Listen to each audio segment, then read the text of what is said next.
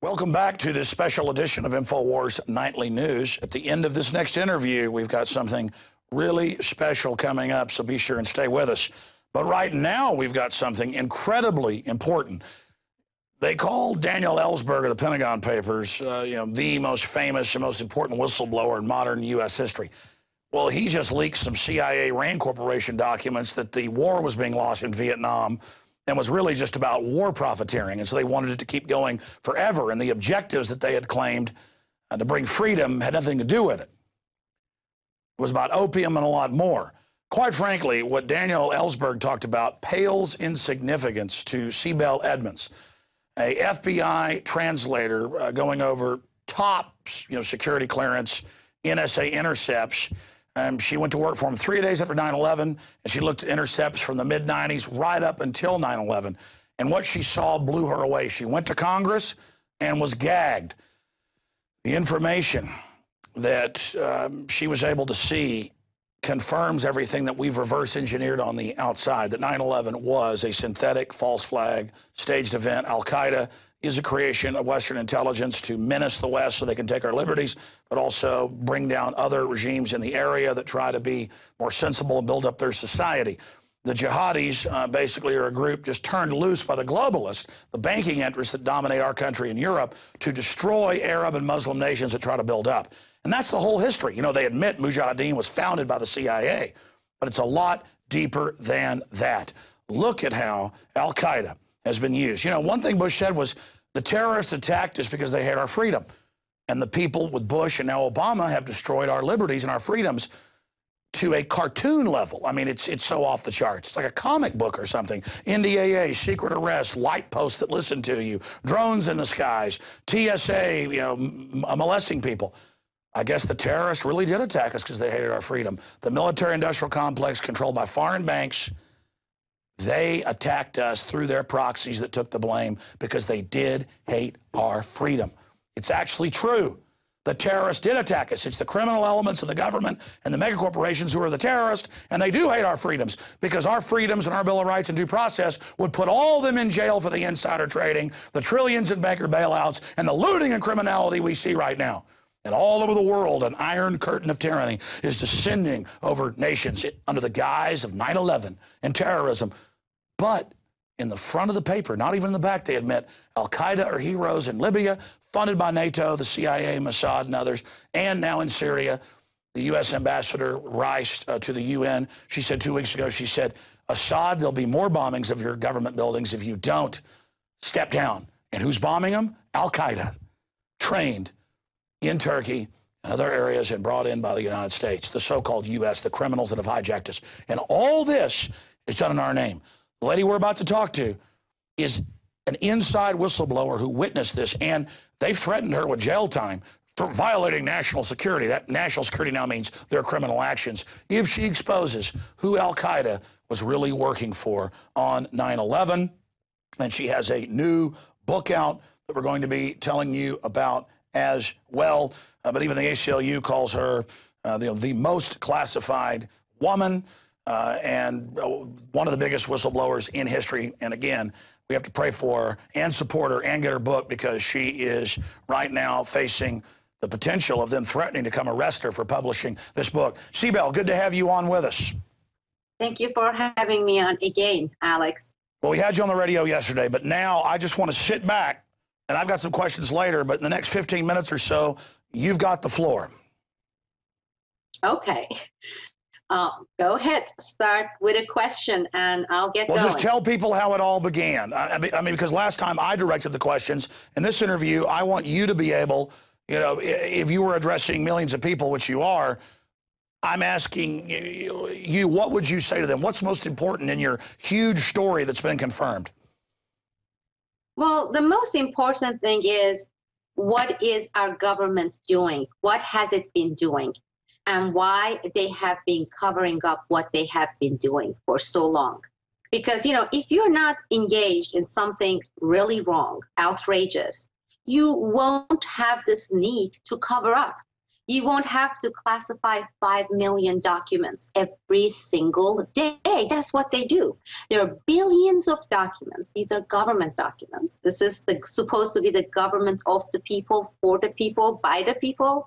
So if you have billions of documents kept secret, if you have the government who issues gag orders on government insiders who come forward and dare to report on government's own wrongdoing, criminal operations, criminal activities, waste, fraud, abuse, how can this government be a government of the people, for the people, by the people? You have all these classifications, all these cover-ups. You have gag orders. We have had, since Obama became president, we have had 7 government whistleblowers prosecuted.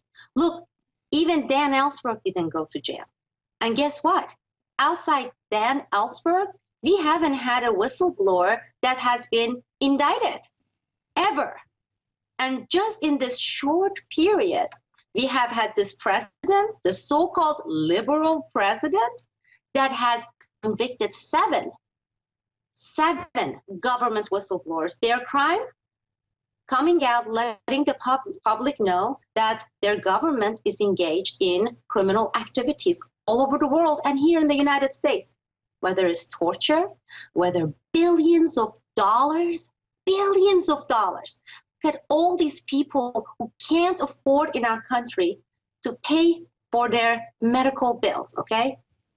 Look at the state of our schools, our libraries, and our government, with all this deficit that we have, Alex, you know it. I mean, I don't want to be preaching to the choir here. Wasting every month billions of dollars. You know why? Because it is not accountable. One of the examples I give people is, if you witness a crime, you know, murder, burglary, what do? Usually you go and take out your cell phone and you call the police. What if you witness your government, the police, is committing some heinous crime? Who do you have to call?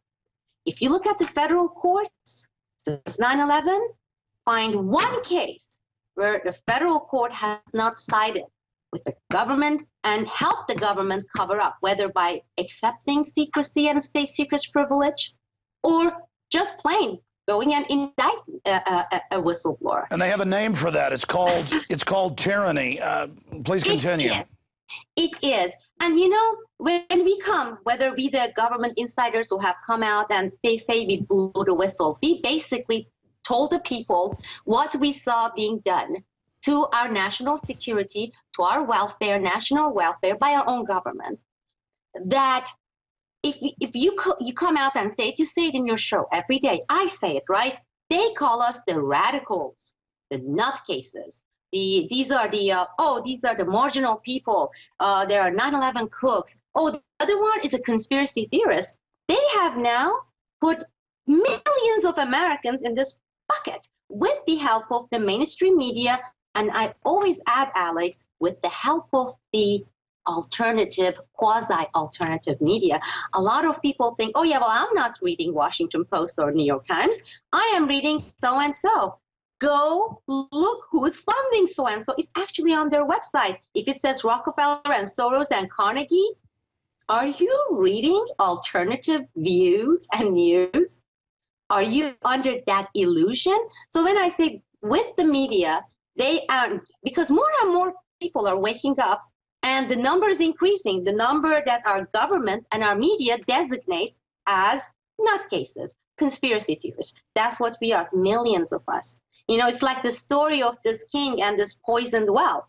And those who refused to drink the poisoned water and didn't go crazy were being pointed out to and say, you know, people, majority, 95, look at these crazy people. Well, we haven't been drinking the government poisoned water. And because of that, we are being persecuted. We are being marginalized. And this is what this book is about. A lot of, unfortunately, whistleblowers, and this is also by design by many of these nonprofit organizations, industrial complex, because they have become an industry. Millions, hundreds of millions of dollars are being poured by those big 1% into these so-called NGOs. And these NGOs have not secret, open partnership with the government. They want whistleblowers to whine and to come out and say, I'm a victim. Look at me. Look what they've done to me. They ruined my life. Did they ruin my life? Yes. Did they fire me? Yes. But what I did with this book was to show people what government tried to do to the American people, what it has been doing to the American people, taking away their right to know. Because as long as people are uninformed, they can go on. They have been expanding. So I put in this one book, the book that government has been fighting for 383 days now.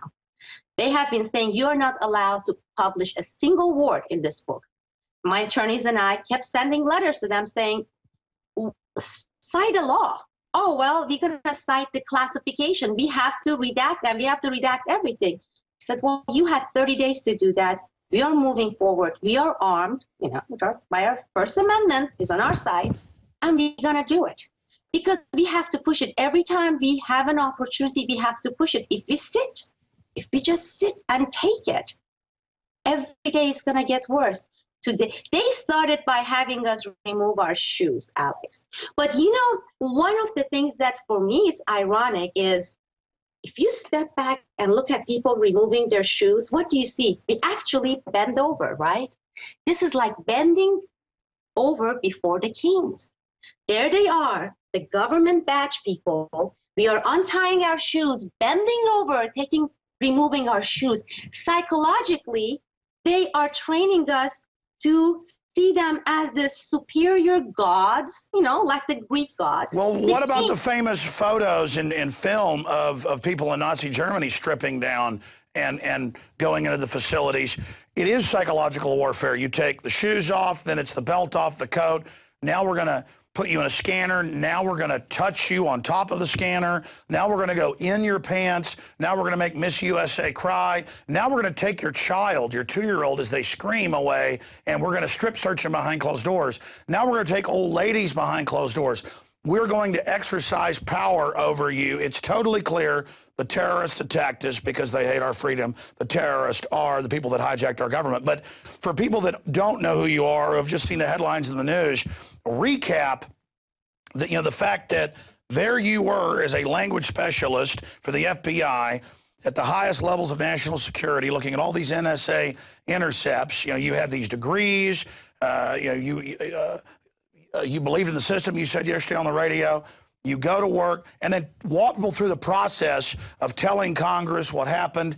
And for those that don't know, when you've worked in the national security system, which is actually the national tyranny system, to secure the criminal takeover, but you don't know it. When you work in there, now you've signed all these agreements. So you're one of the few whistleblowers to go public at this level. And they are threatening you right now. That's very important. Because they want to set some sort of a precedence. They did it with my case, Alex, with state secrets privilege. As you said, I took the job, and you know how 20 years, 15 years later, they were so open, our government, saying, oh yeah, we worked with the Taliban and Al-Qaeda, including bin Laden in 1980s, because that was when we had this big, grand Cold War. We were trying to defeat the Soviet. So we forged these partnerships. They ended there. I went to work for the FBI, and I dealt with these operations, investigations of operations that dealt with the time frame 1996 till 2001, these operations, these files, under FBI's counterintelligence and counterespionage investigations, under those two units. And not only me, but with the agents who also knew this. They were also aggravated by this. They were also outraged by this. You could see that, well, the Cold War never ended. Those partnerships never ended. In 1996, until 2001, until right after September 11, we were still partners with the same organizations. These factions from Saudi Arabia, Pakistan, Afghanistan, Egypt. And what we were doing, we were creating, and I believe we are still doing that, I have been out of the FBI, but I don't believe that they stopped these operations and creating terror cells, put them in Central Asia and Caucasus. These resource-rich, oil-rich, natural gas-rich region that used to be part of the Soviet Union. Azerbaijan, Kyrgyzstan, Tajikistan. So it never ended. That partnership never ended. And they were working with Zawahiri, Ayman Zawahiri, they were working with Bin Laden, they were working with several other groups that were from Middle East, including governmental groups, including, you know, certain faction of Pakistani government, to very openly create terror cells in Azerbaijan, Kyrgyzstan, Tajikistan. And this went on till 9/11 and then continued until February 2002. February 2002 was when, for the first time, I went outside the FBI, I went to the Inspector General's office, I went to Congress. And these operations, if they continued before 9/11 and after 9/11, that story does not match the story of Bin Laden is most wanted. We have this war against Al-Qaeda. By the way, they never refer to them as Al-Qaeda. It was never Al-Qaeda. Within these operation files that we had in the FBI, it was never. We actually said Bin Laden groups, and Bin Laden was plural. It was not only Osama bin Laden. There were 4 other Bin Laden families. Some of them from US, $150 million, together with certain prince, together with 2 people from State Department, 1998, going to Azerbaijan for the opening of 5 mosques and madrasas combined. These are the religious schools. They were together in this partnership. They established over 300 madrasas and mosques combined, because some of these madrasas are part of these mosques. They built 300 mosques in Central Asia and Caucasus in 6 years. You want to see the documents? They are not hiding. They can classify mosques. Go find out who paid for those mosques, Alex. Not the people in Kyrgyzstan and Tajikistan and Uzbekistan. No, U.S. taxpayers. This even came out in the Washington Post shortly after 9/11. And heroin money. Because they keep giving this story to people about, on one hand, they come and they say currently the opium production, the value, street value is somewhere between 100 and 150 billion dollars, okay? This is Time magazine, these disgusting people, Time magazine. Then they have this picture of these really bearded guys in Afghanistan, you know, with their white shalwar. They are the farmers. So they want to give this illusion that $150 billion industry is operated by these guys. By these guys, most of them can't write, read. They don't have bank accounts, Alex. And that's the picture they show you. This $150 billion industry involves banks, involves military planes, involves private planes to transport, involve labs. Those labs, they need chemicals. Okay, they need equipments. How can a guy in a shalwar produce, let's put 5,000 of them. And if that's the case, the street value is $150 billion, Alex. Well, the GDP of Afghanistan currently is $4 billion. $3 billion of it comes from us directly, aid. Obviously, it is not in Afghan economy. Well, Sibel, let me just stop you right there because Don't ask that question though in the media. Sure, no, that's important. Let me just stop you right there because you're somebody who was seeing all these communiques, and that confirms what we know now.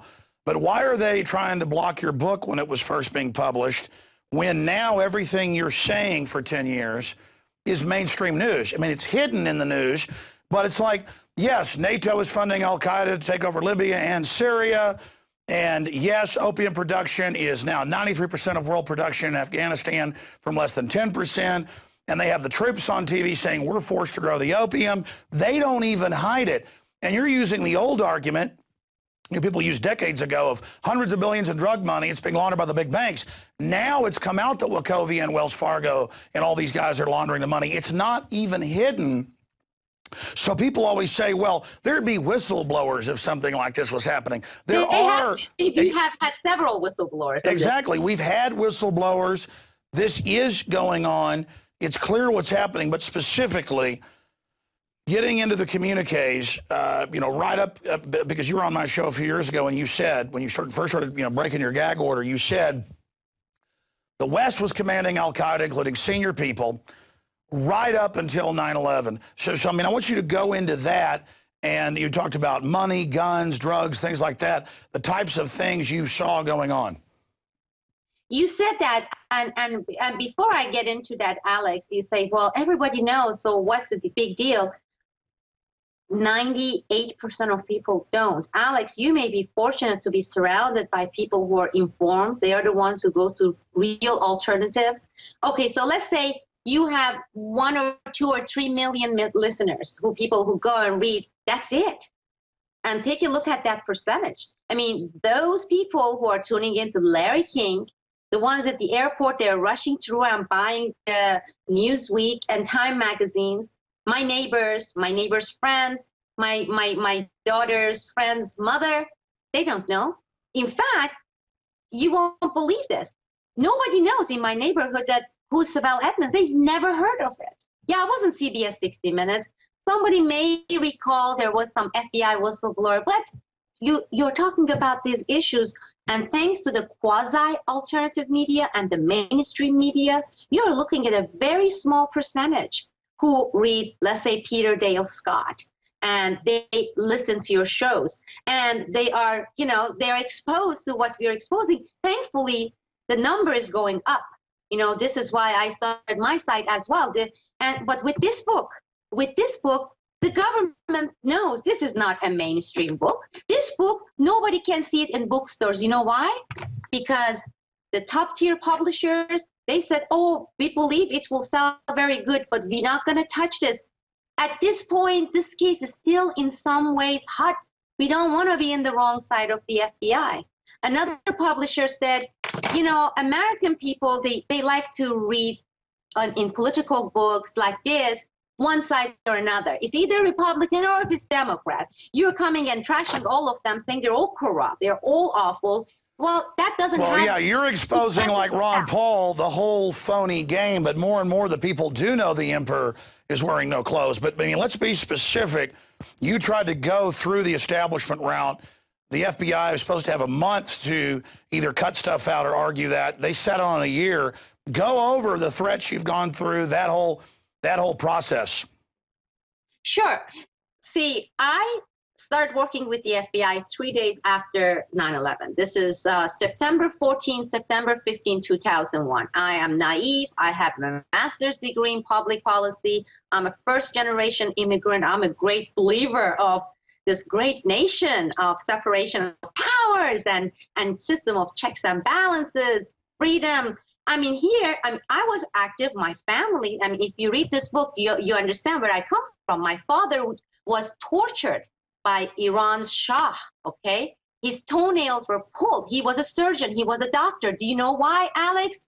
Because in his possession, he had 2 books. One of them was Steinbeck, okay?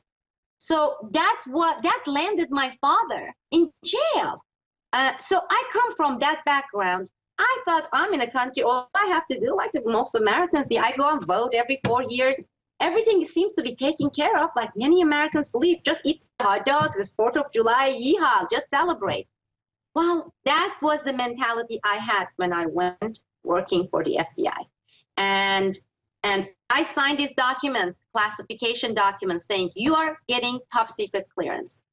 Anytime during your life, not only when you're working for the FBI, if you ever write anything that is nonfiction related to the FBI and what you saw here, what you worked on here, has to be vetted by us. You have to submit it to us, the government, the Justice Department, FBI. We'll go through it with our marker. And my God, we are God because we are not answerable to anyone. And we redact. You can't say this. You can't say this. Oh, this is highly embarrassing. You can't say this either. Then you can go fight it in court. Go spend $300,000, get attorneys who are charging $500 per hour, fight for years. I signed it, and I didn't even think about it twice. Today, this is just a side note, Alex, we have over 6-7 million people in America who have, top secret clearance. they don't realize what they have done. These people who are signing because they're a contractor with the government. I mean, I know guys who are the computer technicians, but because they do something in Langley, they have to sign this documents, meaning they don't realize that they are signing away their First Amendment right. So those documents are illegal, not illegal maybe, but unconstitutional in the first place. Who says that you have to give up? It's one thing to say you cannot disclose methods of intelligence gathering, be specific, but they are not specific in these documents. Anyhow, I went in there, green, idealistic. I started working and I started seeing these issues. Some of them were major bureaucratic bunglings and competence related. Others were pure criminal espionage related. And of course, the most important ones dealt with these operations that were being shut down, and this is FBI's investigation of it by the State Department and the CIA, because FBI wanted to pursue these cases, believe me or not. Not guys like Mueller on the top, okay? They are part of the same corrupt, rotten system. You're looking at agents level, you know, these guys, they felt patriotic. They were outraged. They were, excuse my language, they were pissed that the CIA and the State Department was ruling the FBI, saying, well, that's what I found. That's what I found in 17 years of investigating government and corporate crime at every level. Generally, the men and women at the grassroots are really good, dedicated people, and they're either really naive and buy into the false narrative they're given to carry out tyranny, or it's their job and their career and they got kids, they just kind of keep quiet but never go up the chain because they won't do bad stuff. I know some Austin police who are really good guys, and they wouldn't do things that they see are, you know, is illegal, and so they got busted down from like detectives back down to beat cops. I mean, it's just like the movies. It's just like Serpico, and we just need to realize it's getting worse. The corrupt and the national security state since 47, unlimited money, unlimited secrecy. They're running the drugs, they're running the child kidnapping, they're running it all. And we have all the other whistleblowers from government and FBI agents with the hijackers training at military bases and training, and hey, they want to fly into buildings. Those were people testing security, we've learned. They were agents trained at bases who were set up themselves. You know, hey, let's see if you can get through the airport and get on the plane. We know Ada and others have been doing that for months before. I've talked to the head of the U.S. Embassy, Springman, who later learned that they were flagged as al-Qaeda, but told, let them into the U.S. This is about 10 months before 9/11 when they were coming back in from an al-Qaeda summit. They thought they were double agents. They were told, oh, they're CIA, let them in. The underwear bomber, gotten on the plane by the U.S. government. That's admitted. C-SPAN, State Department hearings. The latest guy, CIA double agent. Well, first it was, oh, al-Qaeda. They find out he's CIA. They go, yes, double agent. I mean, it's purely manufactured. And that's what's sick. They're not only killing millions of people in Iraq and overseas and all this. That's bad. But they really do want to overthrow the U.S. and make us slaves as well. So for yuppies and people, they go, oh, so what if we kill the Arabs or whatever, you know, because they're racist or whatever. Understand, folks, good old boys, you're next. Now we're told the threat's domestic. It's the libertarians. It's the Ron Pauls. It's the Alex Joneses. It's the whistleblowers. They don't care about Iraqis. They don't care about Afghans or folks in Pakistan. They don't care about anybody, and they really hate America. These foreign banks that have hijacked America, Sibel, I mean, you've been in the middle of it, but they're admitting Goldman Sachs has conquered Europe. Now they're conquering us through fraud. This is global corporate ruthless espionage where they're attacking everybody and playing us off against each other and making money off all sides. It's full spectrum dominance. And when the Pentagon talks about that, they don't just mean air, sea, land, you know, cyber, all that. Propaganda, psyop, info war. They really mean they even create the enemy. I mean, it's unbelievable. It's full spectrum dominance. And they even soft kill the troops with vaccines, and DU they know is going to kill them. I mean, this is masterfully done. Absolutely. So these agents, they were on our side. But as you said, the agent one particular agent that I worked with, and he was outraged, he was disgusted. In fact, he was the one who actually first tried to expose some of these issues. He said, my wife is not working, okay? She's a homemaker. I have 2 daughters, 3 years old and 5 years old. I can't lose this job. Don't you understand? Plus, even if we were to go out and blow the whistle, do you think anybody's going to do anything about it? And this was when he told me, he said, you and I know from our own investigations, our unit's investigations of 12, 13 elected representatives who are criminals, all criminals, okay? They accept foreign bribery. The ones involved in Chicago, 2 of them, they actually dealt directly with the heroin mob in Chicago, in Illinois. So we know of 13.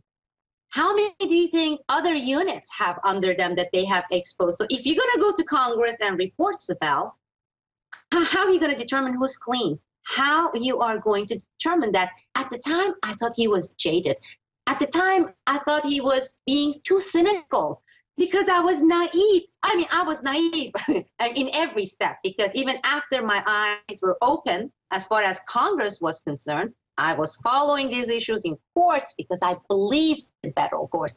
Then my eyes were open after that process. And after that, it was the non-governmental industrial complex, the NGOs, the whistleblower organization, the civil liberties related organizations, and the whole dynamics there. And of course, the mainstream media. So I got crash education, and it contradicted everything I studied for my master's degree in the universities here. Everything it's all a false web, literally a false habitat of false opposition, false groups. So everything falls in. They've got it all worked out in a multifaceted level, but there's a giant grassroots. From my research, I got to tell you, I'm one of the few only real things that's large and not controlled. Ron Paul, he really won the first primaries. He would be the nominee. He'd be the president. They stopped him. Let that happen. They will fight it. They've been fighting it. Out of all the people for the past 11 years, I said I will not even look at any of these politicians except for Ron Paul. He's the only one. He's been the only one. And look, it's the government and it's their mouthpiece, the mainstream media and the quasi-alternative media. The false reporting is just you think that people would see that these people are making a gigantic fool out of themselves. I mean, here, like he's a second, they skip number 2. They go to 3, 4, 5. This tells you how threatened the establishment is from this man, because he is just like the whistleblowers. He's exception to the rule, okay? He's the only one in Congress that I know of. Maybe there are others, but I haven't come across any of them. And he's been like this sore, and they don't know how to get rid of him.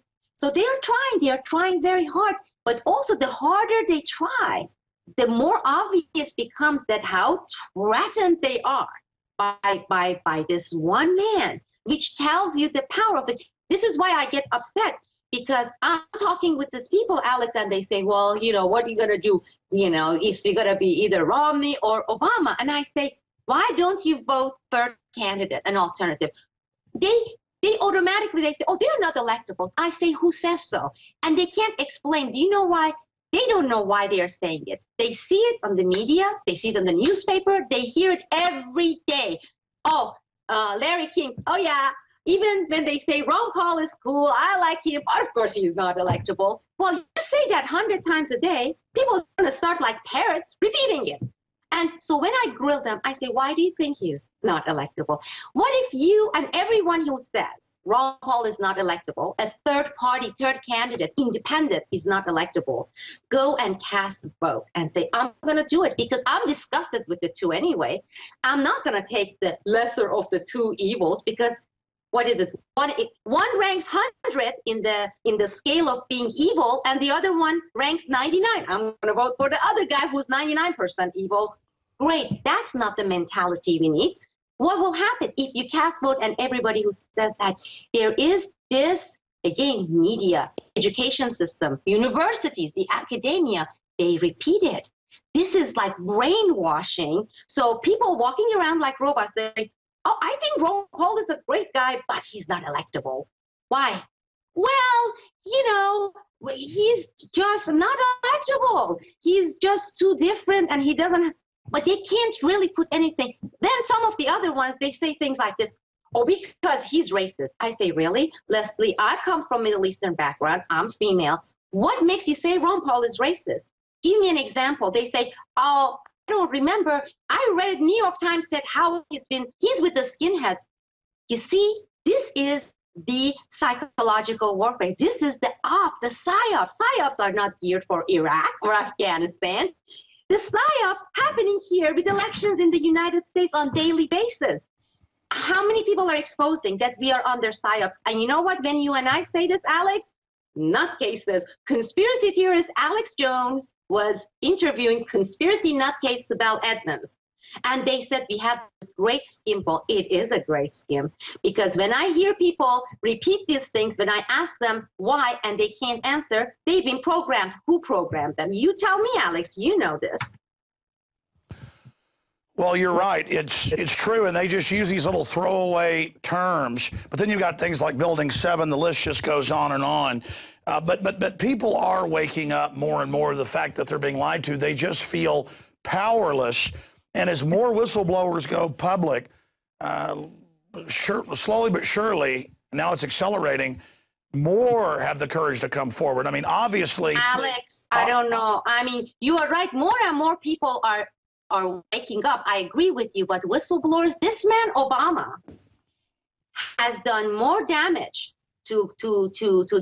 for these people, truth tellers, to come from inside the government than any other president. Sure, but why are you going public then? I mean, they wouldn't have special NSA units. Because I want to set an example, okay? I want to say, stand up, do it. Because some people did it. When I did it in 2002, I wasn't alone. So many other courageous people, they did similar things. I had people from TSA send me documents. I had people from, you know, the DIA contact me, and then I would get some of that. I haven't had that. People are so scared in government. They're saying, this guy jails us because next he's going to start sending us to Guantanamo. Well, listen, a nation of sheep will be ruled by wolves, and I got sent, I get sent documents. And where they're creating re-education camps, and we release them. And you know what? I say make them start arresting people more. Make them get those camps going. Let's just get this out in the open. They want to grow this slow, Sibel. And that's why I don't think they're going to go after you, because they don't want to make you a martyr. That's very true, because they hunt one, put it in jail, and then 6 months later another. This is why I was saying, with the mass protests, when I say revolution and pitchfork, people, they think I'm talking about violence. I am not, okay? But people that I have friends who are activists, they say, yeah, we have to do more of Gandhi stuff. Maybe we all get together and have kumbaya and stand on our head and do yoga and stretch. And I don't have anything against yoga. But what would Gandhi do if his daughter is being raped in front of him, okay? For me, I am not being dramatic yet. I have a daughter. She's 3.5 years old. She's my life, okay? Alex, she's my life. And I go to airport and somebody wants to, but I have been teaching my daughter, nobody touches you. Mommy can touch you. Mommy can dress you. And some people go and try to put their hands on my daughter. That is raping my daughter. I mean, raping is not an act that has to involve certain technicalities. To me, that equals rape, okay? And people now are standing back and they're like, okay, I don't like it, but it's nuisance. No, but listen, they admit it's getting us ready for forced inoculations. It's getting us ready for political arrest. And you know what? I'm sorry, I can't do yoga and do kumbaya and do the chanting and say, hopefully it will change. I go to my ex-professors in universities. You know what they say, Alex? They say, this is American politics. There is this pendulum that swings this way and this way, so it's going to swing back. Yeah, this pendulum has been going one way for a long time, okay? It hasn't been swinging back and forth. That's because they're ramming it through in a controlled global corporate takeover. This is the intelligentsia that we have here. If our professors, they say, chant, wait for the pendulum swing back that way, and I say, no, grab your pitchfork symbolically, okay? Get out. Go claim back your liberties for your children, for your husband, for your wife, for your parents. Because as a nation, we are being raped every day. That TSA is only one, as you said. What they do in the schools, that's another way. What they do, you are talking on the phone and they are listening to you. Everybody now knows it, but they stopped screaming about it. It made the splash, Alex, when NSA's illegal eavesdropping of all American communication came out. 6 months later, it became a fact of life. They rape your privacy on the phone. They rape your privacy on the email. They rape your daughter in the airport.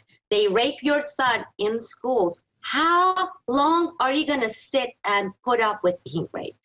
And every month, like good little sheep, go and pay your taxes and say, I give you the money, rape me, please. And when people say, we're going to stop this, get their pitchfork, get out there and say, we've had it. Well, look, absolutely. I've studied history, and if people at this point stand up and believe they can change it, then it reverses. But the way we're going, if people give in to the fear, then the tyranny wins, and it's going to be really hardcore. I've analyzed this, Sibel, and I want to get your take on this tyranny. This is a scientific world government eugenics plan. It's a scientific plan, and that's why the pendulum won't ever swing back, because it's being driven by a juggernaut of narcotics money, Federal Reserve money. It's here. They've committed so many crimes in the ruling elite that they're all going to go to prison if they don't win. So they've got to bring in a total technocracy, in their words, and eradicate all forms of human liberty. This is for everything. This is for all the marbles. That's why the Russians, and they're corrupt in their own right, are having to say, Medvedev yesterday, their chairman of Joint Chiefs of Staff last week, they said, prepare for nuclear war. You're moving weapons in. You're moving al-Qaeda in to attack us. We're going to have to launch nukes into your Western Europe. The Russians didn't talk like that in the middle of the Cold War, because back then the banks were funding them and there was more of an inside deal. This is serious. And these crazy bankers like Corzine making 40-to-1 bets in MF Global with people's private accounts, he gets caught lying in Congress, and it's just like, that's the way it is. So, I mean, the elite have done like Hitler, attacking North Africa, attacking Russia, attacking England, declaring war on the U.S.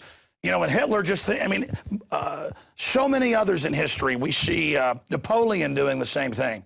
These guys have some victories, and it's megalomania. Nero went crazy. Caligula went crazy. I'm telling you, Sibel, they have gone nuts. They have gone crazy. The ruling elite doesn't even care if Fukushima's got hubris, because they are seeing it this way. Who can challenge us? I mean, really. And as you said, it's global. When you're looking, I give you an example with Libya. It is the collusion between, it's the whole gang. It's NATO going and doing its part, coming out. And then now, I mean, go look at just in the past few months, which companies have gone into Libya, taking over the oil wells and the oil deals. It's UK and US. And then the banksters are putting the bills. It's a team. It takes a whole village. It's a village of, you're looking at the military part of it, you know, NATO and the CIA, you know, all the black ops and the mercenaries. That's the military arms. Then there is the money, banking, financial part of it. And then you have these politicians worldwide, whether it's in France, or if it's in Germany, or if it's in UK, or if it's in Australia, or here. That it's, you know, I mean, people are talking about Bilderberg. It's a club. It's the global club. And the victims are the people of the world. I mean, it's not like, oh, of course, some are far worse victims than in far worse situation that we are. Because, you know, to turn on the TV, one girl, American girl or boy, baby, child is lost or taken away or abducted or killed. I mean, it's heartbreaking. We are airing it months for months, and they go take the drone out there, drop in there, and go take a look at the pictures, the one that mainstream will never, ever, ever publish, ever publish. Since Vietnam, they haven't been publishing our victims' pictures. And these charcoal kids, not once a month, every single day, okay? Show those on TV. When we say, oh, we had 3 drone attacks and we killed 3 Al-Qaedas, I'm like, okay, how do you determine these are Al-Qaeda? Did they carry IDs, badges? Oh, we got 2 more Al-Qaeda here. Yo, add it there. Is that how they determined they were Al-Qaeda? Or before they shoot them, this guy walking around waving Al-Qaeda flag, wearing Al-Qaeda badge? Come on. Who says these people that we are killing, 3 of them were Al-Qaeda? Prove it. You never see that. When you read newspapers, I wrote a piece about this on Boiling Frogs Post. Every day we are killing so many Al-Qaedas. Who says they are Al-Qaeda? Mainstream media seeks what kind of evidence, okay? What makes them Al-Qaeda? And all those little babies, children, just count the numbers, show them every day to the American people. Well, listen, Sibel, I have talked to high-level people at CNN and Fox, as well as MSNBC over the years, and they've told me it's exactly like you say. I've talked to high-level people. They tell them, listen, you want to pay for your kids, you want your $1 million a year, shut up and don't criticize the system. And when they do stuff, you laugh about it and act like you like it, or you can get your stuff and your contract's gone. And they point blank tell them, I mean, the ruling class and even the mid-level minions, a lot of them, they know what it is, and they've just decided, well, okay, we'll do it. But they don't understand history. Then the worst of the worst compete and get in control, and it becomes a synthesis of pure evil. And pretty soon the worst of the worst are in, and every culture does this, from the Aztecs to the Babylonians to the Nazi Germans to the communists. Every culture, when this corruption thing happens, it rolls downhill until they're ordering the firstborn young to be given to the government as an act of fealty to be sacrificed. I mean, most cultures, the government would order your firstborn killed as an exercise of power. I mean, that's what human sacrifice was just a raw exercise of power by the priest class. And that's what this is. I mean, it is, I've studied so much history and anthropology and sociology and archaeology and primitive cultures, and when humans go bad, we really go bad, and a new dark age is here. And it's whistleblowers that have the light of liberty in their hearts and minds and eyes, Sibel, that are going to lead us out of this. And I hope and pray your courage is a example to others, because we have nothing to lose. There is no future for our children if we don't beat this. So just commit to it, own it, love it, stand up, and you'll truly be alive. I bet, Sibel, even though you've been through all this persecution, that you feel more alive than you ever have before. Now, I'm throwing that out there because I know I do. I mean, compared to yourself, say, 11 years ago, what type of person are you now? Despite all the sufferings and everything, I believe today I'm a stronger person. Some people would call me more cynical. I would call myself more realist, okay? More alive. And more alive. More awake. It is. And one other thing, you know, and this is one of the things I tell people who accuse me of being unpatriotic, saying things like this, criticizing U.S. government. I say, you know, today, if they were around, let's say if we had Thomas Jefferson, he would be on no-fly list. He would be one of the first to be picked up under NDAA and placed in Guantanamo. You know, just like, you know, what you're talking about, Ron Paul, Thomas Jefferson would be considered domestic terrorist. That's the kind of a government. No. I have FEMA on video teaching police that Thomas Jefferson and George Washington and Benjamin Franklin were bad. They actually say to cops with a straight face. And I've given the number out when I've played that video on the radio and TV, and unlimited police call in and go, yeah, we got that exact training. They sit there and they're watching the cops to see who says that's wrong and putting them on a list, and they don't get promoted. If you don't hate George Washington, you don't get promoted in the police force now. I'm not kidding. I have a whistleblower air marshal, okay? And he said it's part of the policy there for air marshals, and it's for the rest of TSA, but he knows about air marshal. If they indicate that they are libertarians, they are there for Libertarian Party, they are not granted clearance. They make other excuses not to give them, but they say, and this is the Department of Homeland Security, those who believe in Libertarian parties are terrorist anarchists. So therefore, they have to lie. They say, you know, they're independent, but if they find out that you're libertarian in terms of the big L. You know, I have libertarian leaning. Again, you just dropped a bombshell here. We always think of discrimination as sexual or racial.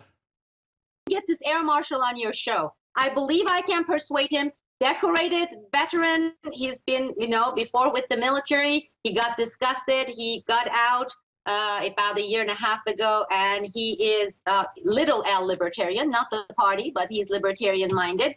but this is, and he's not lying, and I believe I can persuade him. He will come, and as I said, he's decorated. He's a very respected individual, and he hasn't been really public before. But that's what they won't hire you. They won't give you clearance. Because well, let's get him on next week, because I was just going to make the point.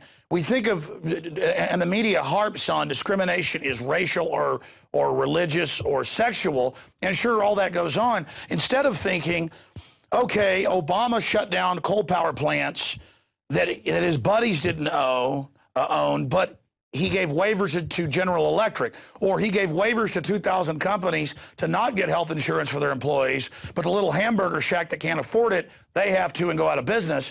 That's the real discrimination, and I've been told that, but that's a big that's a Pulitzer Prize that needs to come out, that if you're a libertarian or you're a Ron Paul supporter, you don't get clearance, you don't get the job. They use that national security state, and now they're saying if they put you on a no-fly list, no judge, no jury, that you won't be able to buy a gun. I mean, the national security tyranny isn't just going to let the crooks do what they want now. Now they're going to tell us in the national security state, we can't leave the U.S., we can't fly, we can't have a job, we can't travel. It's not just going to be the feds that get blackballed if they're not tyrants. It's the general public, Sibel. It certainly is. And, you know, one of the other examples I like to give people is I would complain about TSA, write about it. And remember that lady, that old lady whose diaper had to be removed, she was humiliated. You remember that case, right, Alex? And I tell people, I bet you one day, 1 hour before that incident happened, that lady, if she would have heard me talk about it, or you, Alex, would say, oh, well, we had terrorist attack. These young men are doing their jobs, until it happened to her. And then she stood up and she said, this is tyranny, this is despicable, this is humiliating. Do we have to wait for these things to happen to every single one, or majority of our people? Well, Sibel, can't we just watch others and say, that's like happening to me or to my kid? Why do we have to wait until it happens to us? You're right. This has been an epic discussion, and I want to have you back, and I'd love to have you on via Skype, and then the other guy on the phone, or both of you on Skype. I would love to have that whistleblower on, and other whistleblowers you'd like to bring forward, because I'm not scared. I'm only, not because I'm a tough guy. I've studied history. I'm scared of giving in to these people and the world they're going to create for everybody. We only have the liberties we have because people fought hard for them. And I know there's good people in the government and corporate America. I know they're everywhere. Sometimes I paint with a broad brush because the system itself is broken, and I'm tired of saying, oh, well, there's some good people, but there's some bad or good apples, bad apples. The bad apples are all at the top. So the whole system has been taken over, and now Newsweek and Time say the Constitution's bad and it did this. No, we got rid of it, and we didn't defend it, and we let them eat little holes in it because, oh, just a little bit. Now it's all gone.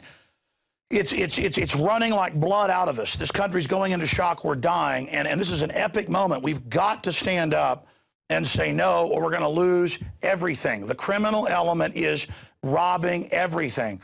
They seek, in their own words, a post-industrial world where they use poverty as a tool of control. This is scientifically deployed and developed evil. They admit it in their own words. The think tanks, write this stuff like we're not reading it, because the general public is asleep, mesmerized in this false paradigm. But there can be a chain reaction. It's already begun through people like you, Sibel, and others, and we're going to continue it, and your courage is a beacon. 2-minute closing comment.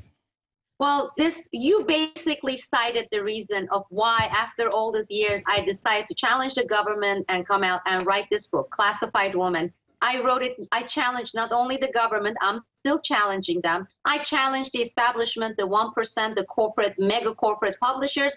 And right now I'm challenging the mainstream media and the quasi-alternative. You were gracious to give me the forum and let me talk about these issues. Tell people about this case, about what it means to our country, about Classified Woman, the book, and they're watching you, Alex. I think a lot of people, those quasis, they are currently outraged because they wanted this, like many other issues, many other cases, to just die down, go unnoticed, so they can go and sell these fantasies to people, all these baloney fantasies. So you're challenging. You've been challenging them every day. I wrote this book to challenge them. I am challenging it. People who get this book, Classified Woman, and read it, you're getting directly from me. There are no other publishers. There are no corporate There is nothing. It's an independent publishing. It's from me. It's the truth. It's nothing but the truth. That's why the government doesn't want it. By reading it, by telling other people about it, you are challenging it. And as Alex, you have been telling people, we can't sit and wait. It's good to like Gandhi. I like Gandhi. We can do yoga. We can do deep reading. But these are the drastic times. And we need to really, really get up and take action. And don't say it's futile. You know, don't say there are two candidates. Don't say there are candidates that are not winnable. Don't say that, because when you say it, that's when they win. I don't care if that candidate, the third party candidate or the third person, the independent one, gets 18%. It gets votes. Maybe this time that person will get 20%. And that may be the cause for next time to get 40. Do it. Don't futile. It's not futile. If most people get up and do it, then it won't be futile. That's my closing statement. You're right. You're right. Absolutely. Resistance is victory. And as Mark Twain said, in the beginning, a patriot is a scarce man, hated, scorned, and feared. But in time, when his cause succeeds, the timid join him, because then it costs nothing to be a patriot. And you are somebody doing it when it cost a lot. So she is a patriot to the human race and to truth and to the incredible things these criminals are doing. People are waking up to the drug war. Even Pat Robertson says decriminalize drugs now. Humanity will move against these tyrants. And as all of us who are small do small things or big things like you're doing and I'm doing or others are doing, it comes together and creates a tsunami of unstoppable information. And that's happening now. Believe me, you say your neighbors don't know who you are, but that's because you've been in mainstream media mainly, you know, over the years, just little snippets. With what I've done at the level I've reached, it's not, oh, I'm bragging, I'm big. Believe me, the system knows how big we are. They try to ignore it, and that's fine, because that's a badge of honor for us. But I go out in public anywhere in the world now, anywhere, and it's not 1 out of 10 people saying hi to me like it used to be. It's 1 out of 2 or 3, but they all feel alone. I mean, I went to the Texas beach, and I'm not even on that many stations in Texas. Even though I live here, and it's what happens in other parts of the country too. For Mother's Day with my parents to camp out, and the car parked to our left was listeners, and the car parked to our right, and people driving by would see me with my children in the surf and pull over, and the park rangers knew who I was, and again, and that shows. But one group was awake, the other group were tyrants, and I think were harassing us. But the point is that there's a war going on. And every little thing we do is bullets downrange in the info war. So I tell people, just start fighting. You see tyranny, speak out against it, call it out. And when people try to ninny at you or peck at you to shut up, get in their face. I mean, this is a time to be aggressive and to be confident and to be focused. Sibel Edmonds, thank you so much, and thank you for challenging their gag order and putting your book out.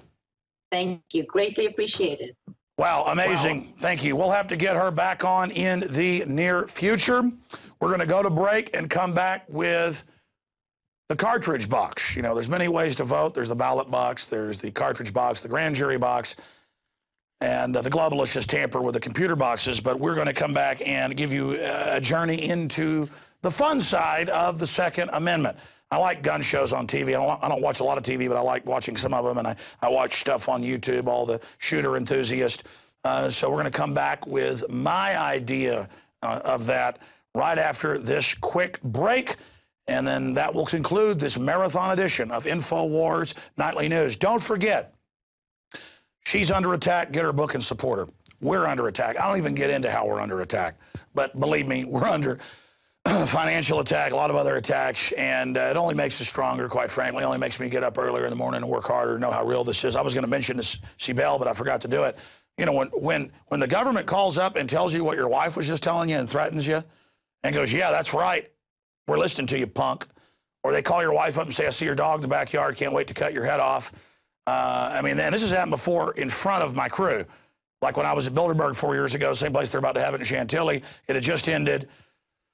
We were over there, you know, eating dinner before we got on the airplane, and I was talking to my wife about her family member in the hospital, and it was a private conversation, and then she called back 3 minutes later, very upset, and they were talking about her family member hoping he died and stuff, and going, yeah, we're listening to you.